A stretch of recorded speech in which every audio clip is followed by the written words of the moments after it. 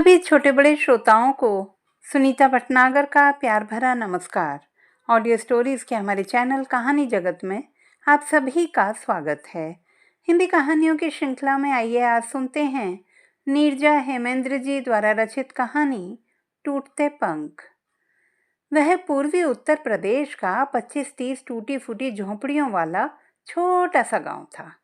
उस छोटे से गांव में पक्के मकान के नाम पर मुखिया जी का ही घर था, जो आधा कच्चा आधा पक्का बना हुआ था।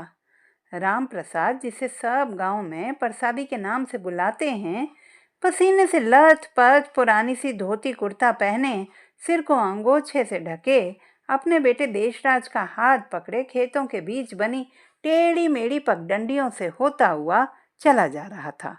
वह प्रतिदिन लगभग 3 किलोमीटर दूर स्थित सरकारी प्राथमिक विद्यालय में देशराज को छोड़ने जाता है। टेढ़ी मेढ़ी पगडंडियों पर चलते हुए उसकी आंखें एक सीधा सपना देखती हैं कि पढ़ लिख कर देशराज एक बड़ा आदमी बनेगा। देशराज को गरीबी का जीवन नहीं जीना पड़ेगा। देशराज उसका इकलौता लड़का है। वह उसे पढ़ाने के लिए जी तोड़ मेहनत करता है। अपनी तरफ से उसकी पढ़ाई में कोई कोर कसर बाकी नहीं छोड़ना चाहता। देशराज, जो गांव में सब के लिए देसवा है, एक दुबला पतला सांवला सा लड़का है। देसवा की माँ प्रतिदिन उसके बालों में तेल लगाकर, कंघी करके, साफ सुथरे कपड़े पहनाकर विद्यालय भेजती है। हाँ, विद्यालय भेजते समय वह उसकी आंखों में काजल लगाकर, माथे पर काला टीका लगाना नहीं भूलती, ताकि उसके कलेजे के टुकड़े को किसी की नजर ना लगे। उस पिछड़े गांव में अधिकांश लोग अनपढ़ हैं, कुछ पढ़े लिखे भी हैं तो 8वीं से अधिक नहीं। देसवा को उनसे अधिक पढ़ना है, बड़ा आदमी बनना है। धीरे धीरे दिन व्यतीत होते रहे। समय के साथ देसवा बड़ा होता जा रहा था और प्रसादी की आंखों में पल रहा सपना भी। देसवा ने गांव के विद्यालय से 8वीं की परीक्षा उत्तीर्ण कर ली। अब राम प्रसाद के समक्ष सबसे बड़ा प्रश्न यह उत्पन्न हुआ कि आगे देसवा की पढ़ाई कैसे हो। गांव में 8वीं कक्षा से आगे की पढ़ाई के लिए कोई विद्यालय ही नहीं है। राम प्रसाद आगे की पढ़ाई के लिए देसवा को लेकर जाए तो कहाँ जाए? वह अपने सपने को यथार्थ में कैसे बदले? झुग्गी झोंपड़ी वाले इस आदिवासी बहुल गांव में ना तो कोई अधिक पढ़ा लिखा है और ना कोई बड़ा विद्यालय। विकास की रोशनी तो इस गांव से कोसों दूर थी।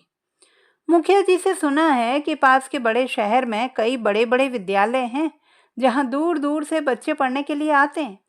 विद्यालय में ही बच्चों के रहने खाने पीने की भी व्यवस्था है, जिसे छात्रावास कहते हैं। उनमें पढ़ाने के लिए बहुत पैसे लगते हैं। राम प्रसाद इतने पैसे कहाँ से लाएगा? वह तो दिहाड़ी मजदूर है, जिसे कभी काम मिलता है कभी नहीं। इसी चिंतावश वह गांव के मुखिया से भी कई बार मिला, किंतु समस्या का कोई समाधान न निकला। उस दिन वह काम पर निकलने वाला ही था कि उसकी पत्नी कमला ने उसे प्रश्नवाचक दृष्टि से देखा। वह बोलती कुछ नहीं, किंतु उसकी उदास आंखें उसके हृदय की बात कह देती हैं। वह कमला से बोल पड़ा, हम का करी कमला? कुछ समझ में नहीं आवत है। हम देश राज को आगे कैसे पढ़ाई? पास के शहर में कौनो स्कूल नहीं है का जिसमें हमार देशवा पढ़े? कमला ने रामप्रसाद से पुनः पूछा। है काहे नहीं, पर पैसा बहुत लगी है। रामप्रसाद ने चिंता युक्त स्वर में कहा, पैसा के बिना हमार देशवा बड़ा आदमी ना बन पाई का? कमला ने रामप्रसाद की तरफ उम्मीद भरी आंखों से देखते हुए पूछा। नहीं, पैसा के बिना आज के जमाने में कुछ नहीं होते। शहर में पढ़ावे खातिर पैसा बहुत लगी है। हम इतना पैसा कहाँ से लाई कमला? रामप्रसाद ने अत्यंत निराशा भरे स्वर में उत्तर दिया। रामप्रसाद की बातें सुनकर कमला की आंखों की उदासी और गहरी हो गई। एक दिन रामप्रसाद मजदूरी करके घर लौट रहा था। वह देशवा की पढ़ाई को लेकर चिंता मग्न और सुस्त सा था। रास्ते में गांव के मुखिया जी मिल गए। कुशलक्षेम पूछने के बाद मुखिया जी ने कहा, रामप्रसाद, तुम देशवा को आगे पढ़ाना चाहते हो तो देशवा को लेकर पास के शहर में चले जाओ। वहीं रहकर तुम मजदूरी करना और देशवा को आगे पढ़ाना। शहर में कई बड़े बड़े कॉलेज हैं, तुम्हें मजदूरी का कार्य भी प्रतिदिन मिल जाएगा। बड़ा शहर जो है, यहाँ गांव में क्या रखा है? आगे जैसी तुम्हारी इच्छा, मुखिया जी ने समझाते हुए कहा।